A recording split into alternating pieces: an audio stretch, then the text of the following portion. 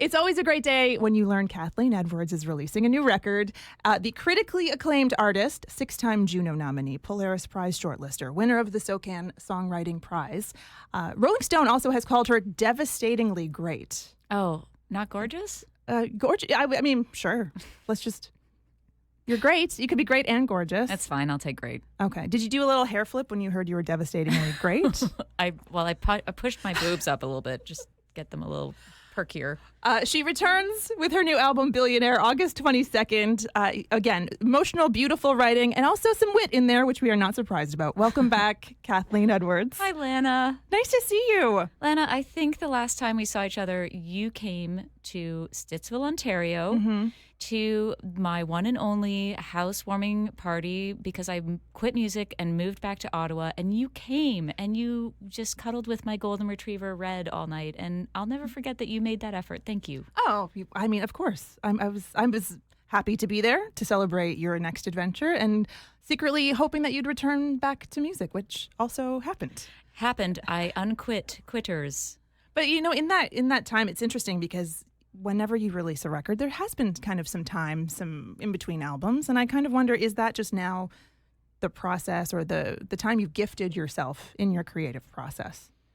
Yeah, I don't ever think it's intentional, but I'm not one of those people who's, I don't write on the road. Touring is its own beast, and I focus on that. And it's the every day, every hour is consumed with surviving touring and enjoying touring. So I don't write. And also, like in retrospect, I think one of the great things about writing is that you have to be living life to feel like you're drawing on things that are in front of you, or you have time to unpack what has happened in the last few years that you think about when you're writing songs and telling stories. I don't know. I think that's it.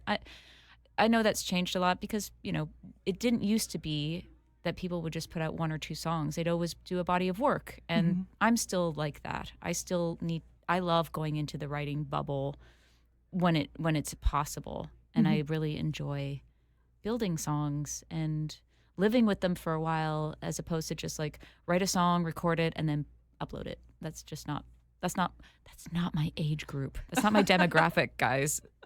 I'm curious because when you released the covers record, I was like, okay, this is interesting.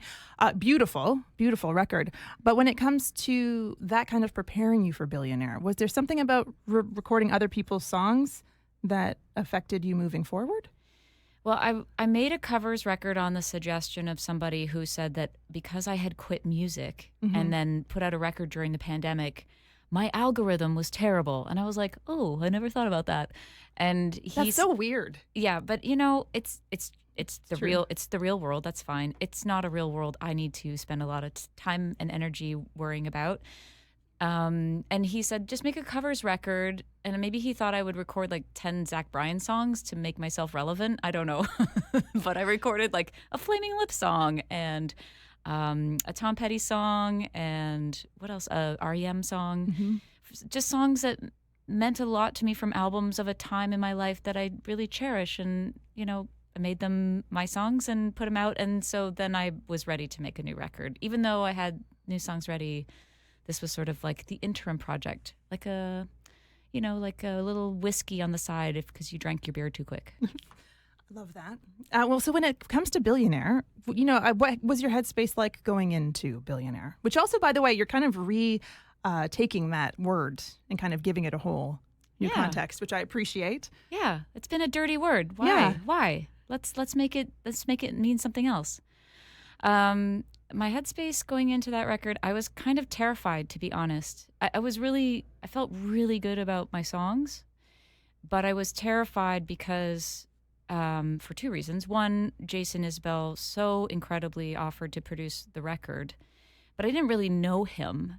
And it takes a tremendous leap of faith, I think, even though the idea of like, who wouldn't want to work with Jason Isbell, that is so true. I knew that he would have the magic touch, and he does with everything. But he also picked the band, and he picked the studio, and I walked in the door the first day, and I didn't know anybody in the room. And That was really scary, to be honest, because you are vulnerable when you're playing your songs for the first time for people. And so that was hard. And, the other thing is, if I'm being honest, I'm really proud of my life. I have no regrets. I mean, we all would do some things differently, but the truth is, I never had a big song. I've never had a hit.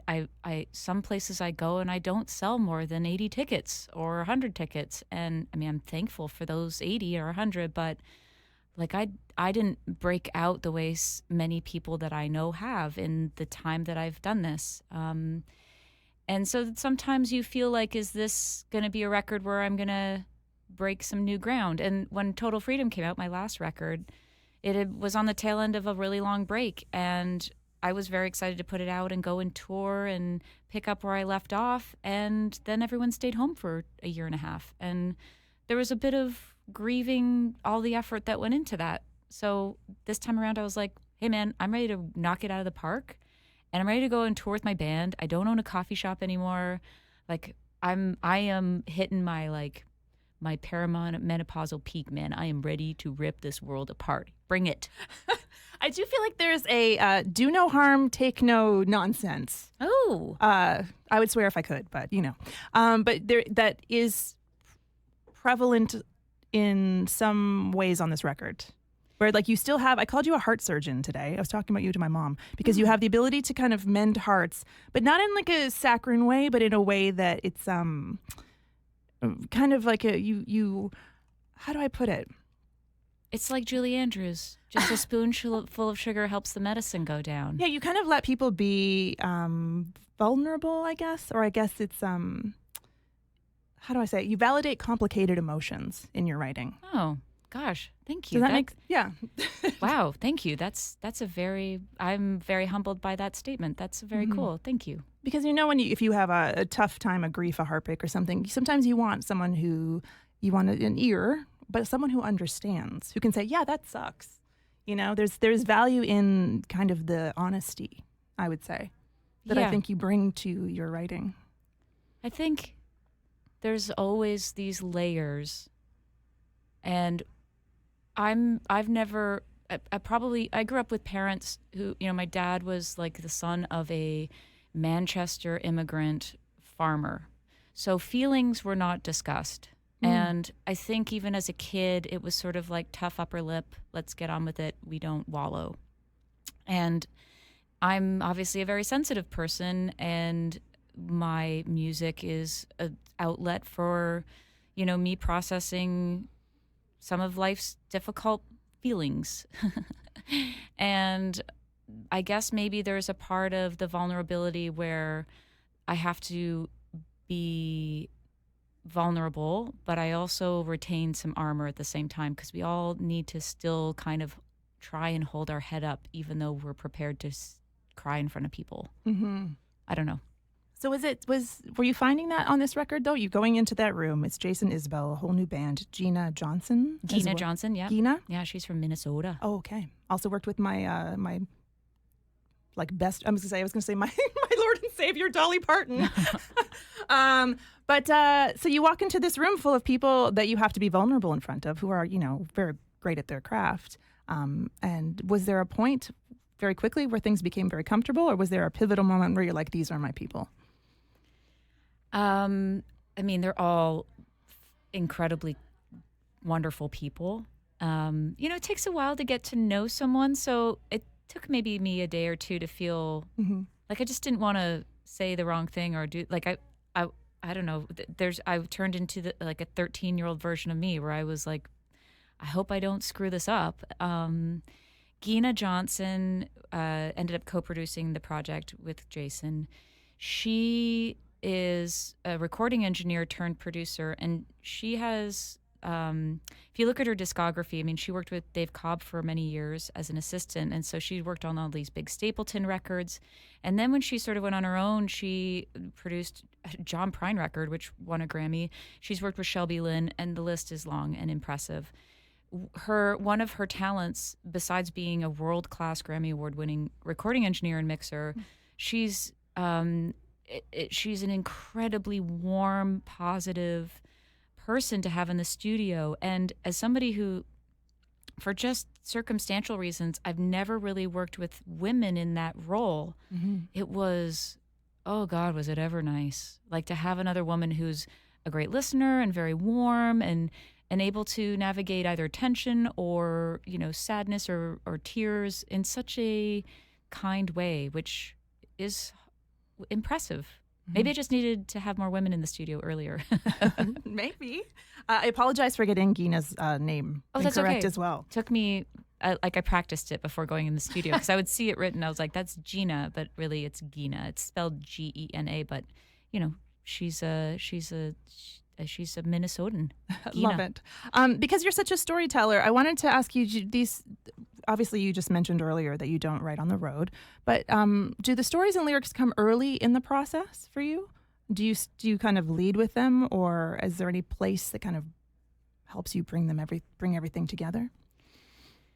It's different for song to song, but most of the time, I have a song called "When the Truth Comes Out."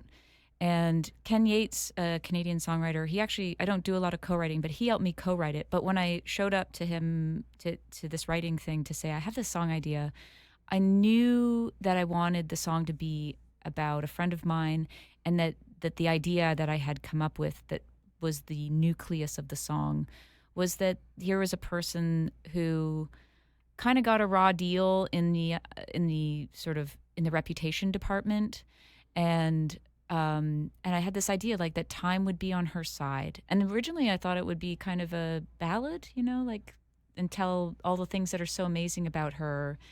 And in the end it was just like this rip rock and like time will be like when the truth comes out, because kings lose their crowns and nobody wants to stick around. So it started out with like time will be on your side. So, and we'll see. Clock's still ticking. Which song came together really quickly, like the fastest, kind of most surprising? I have a song on the record called Little Pink Door. It's not that little pink door. It's actually just a door painted pink. And I had taken my dogs for a walk in the morning, and I always pass this beautiful house in St. Petersburg, and it's a little white cottage with a beautiful little pink door. And the address had like the number 4 as the last numeral on the address. And I was on the way home, I was just sort of humming this 2004 and a little pink door. And I kind of like imagined, sometimes you pass a house that's so charming, you're like, I wonder what it would be like if that was my house. And then something just triggered a memory about, somebody I used to love. And, when you're young, how readily and easily you give your heart to somebody or are prepared to sort of like really commit to someone, because they stayed 2 nights or something. And I wrote this song when I got home, and I just kind of it blurted out. I wrote it down. I recorded it on my voice memo. And then I'd spent like an hour maybe doing that. And I was like, okay, well, it's time to go do something like, I cleaned or did some laundry or whatever, made lunch. And then I was like, oh yeah, I recorded that song on my voice memo. And I went back and listened to it, and I sobbed. I listened to it and I was crying listening to it, because I realized I had written this song that was really about like having my heart broken by somebody, not so distant past. And I was so kind of blown away that I captured it so kind of without thinking, like it just was there. And so that one was just immediate. I wanted to talk about, I know we maybe brushed over it, but Billionaire, kind of taking that term back. Billionaire, the song, hasn't been released yet at the recording of this interview. So for folks who may be wondering why that title track, became, first of all, the name of the album, but what is your Billionaire?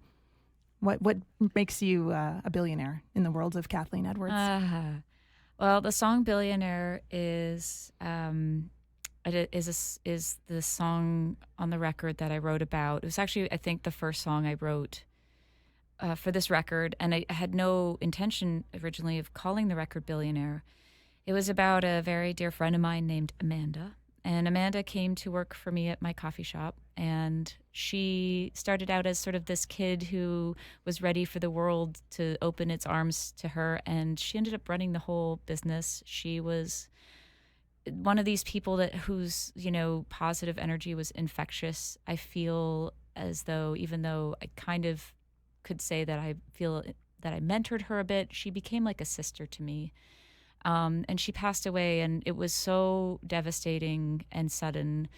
And when I, without wanting to, there's always this thing where when you write about somebody, or particularly somebody, you're thinking about somebody when there's, grief associated, you're trying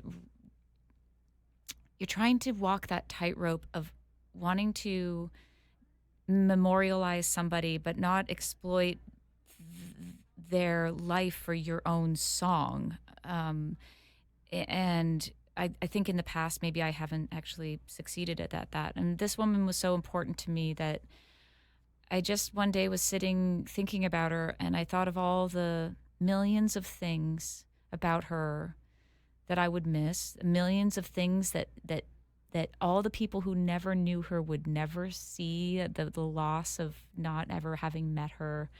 And I just blurted out, if this feeling were a currency, I would be a billionaire. And it just felt like it was actually did justice to how profoundly sad I feel for the loss and for everyone who loved her. Yeah.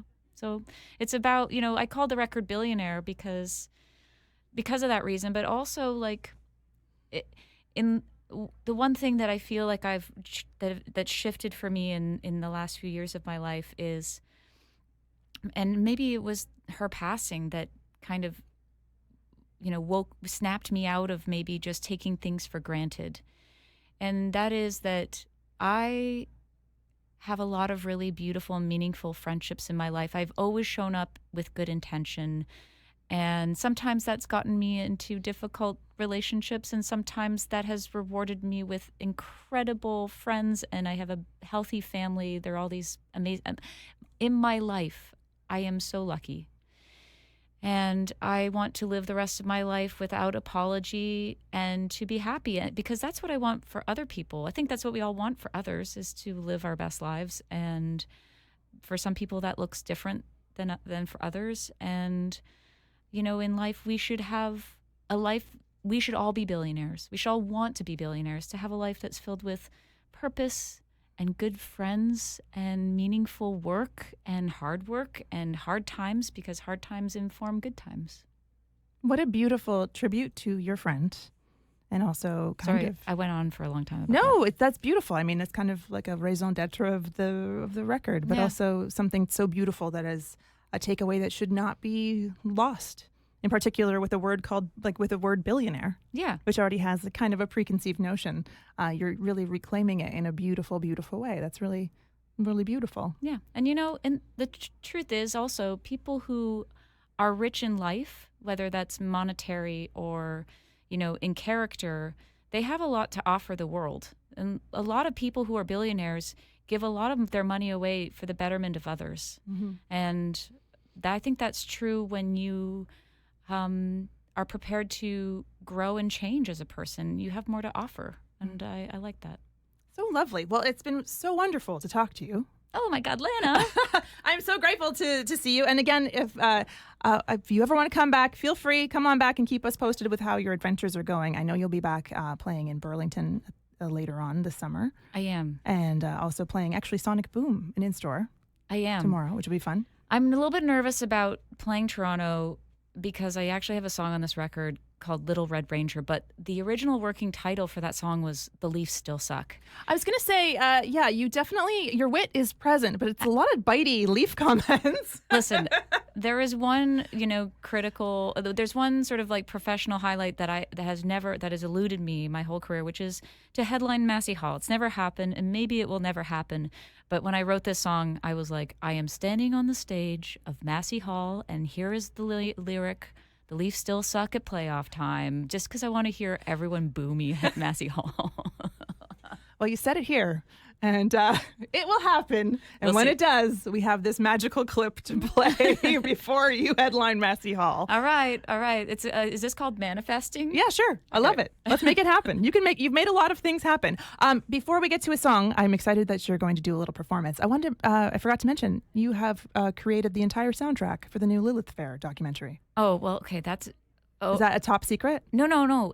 You absolutely oversold my contribution. But I did do soundtrack work for Lilith Fair with my longtime music colleague, Ian Lefevre, who used to be in a band called Starling. We both met in Ottawa.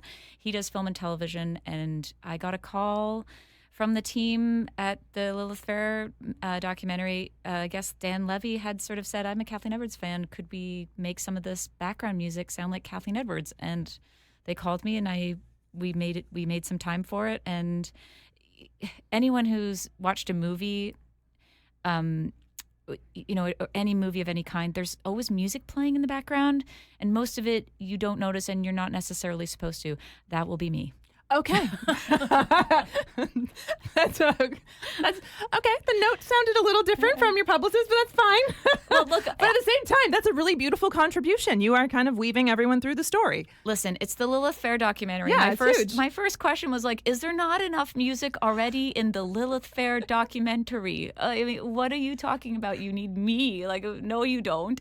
But then I realized it was just like, it's like interviews where they're talking and there's no actual, like, Liz Fair's song isn't playing and Building a Mystery isn't playing. But it was, I have to say, when I was like a kid, working my first job at Starbucks, I worked the pop-up Starbucks in Ottawa at the Lilith Fair tour stop in Ottawa. Like, get out. And I saw Paula Cole, and I heard all this music all day, and I already wanted to do that, and it's so crazy the way that life gives you a full circle moment to really appreciate, like, oh my gosh, am I in this club? Like, I mean, no one knows I'm inviting myself to the club. You're in the club. Yeah. And hopefully if it returns, I'm hoping to see your name on that lineup as well. I hope so too. I mean, Natalie Merchant, Sinead O'Connor, Paula Cole, Sarah, they were all, Cranberries, Dolores O'Riordan, like they were all they formed my DNA, and then I went on and formed other DNA in me because of other artists. But yeah, they were like my big sisters. I was their Amanda. Oh, well, oh my God, am I crying? Jeez. I knew I almost teared up already, like twice in this interview. Oh. Come on now. Well, thank you so much for coming. It's wonderful to see you. And again, I hope that you have an excellent time on the road. And we're so excited to get, when Billionaire is out there. I can't wait to hear more and more about this great, great record. And congratulations again. Thank you, Lana. Kathleen Edwards, your new record, Billionaire, is out August 22nd. We're so excited. And again, you're going to play a new track for us off of it. What song are you going to play? I'm going to play Save Your Soul. Okay. What can you give us a little context about this one? No? No, just kidding. I was thinking you very well could say no. Be like, no, I'm sorry. I was a little surprised. Actually, this song I wrote for a Mel Gibson movie called Flight Risk. And they were asking for a song for this like scene. And I was like, I could try and write something. And I sent it to them, and they're like, yeah, we're not going to use that. I was like, cool. I love it. I'm going to write it and put it on my new record. Done. All right. I'll take it away.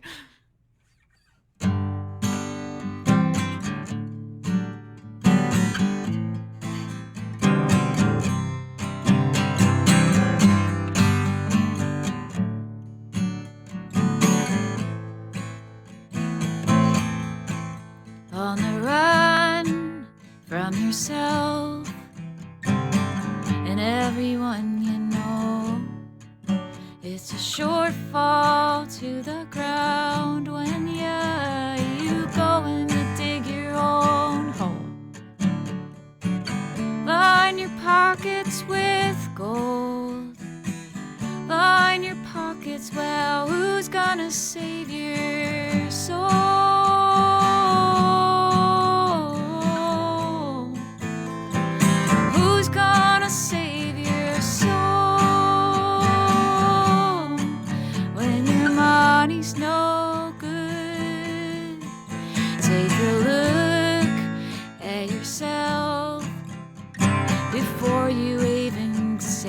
by.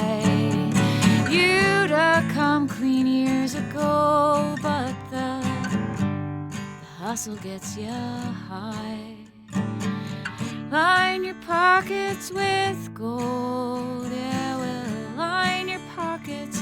Who's gonna save your soul?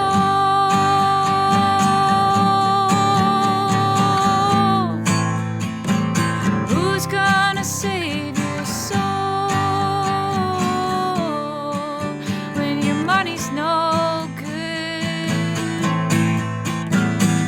Take a page from your book and tell all your friends a story that you won't believe until you wind up dead. Till you wind up dead.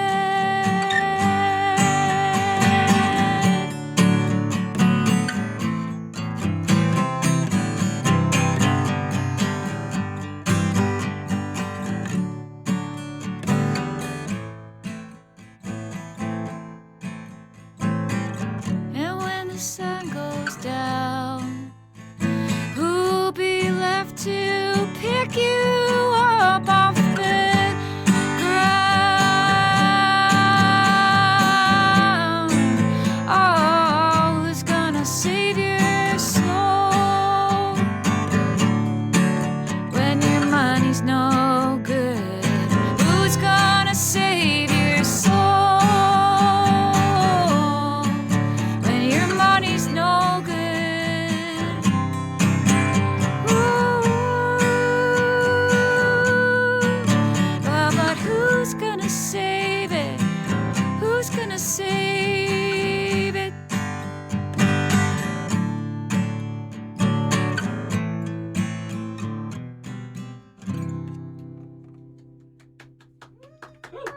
Thank you so much.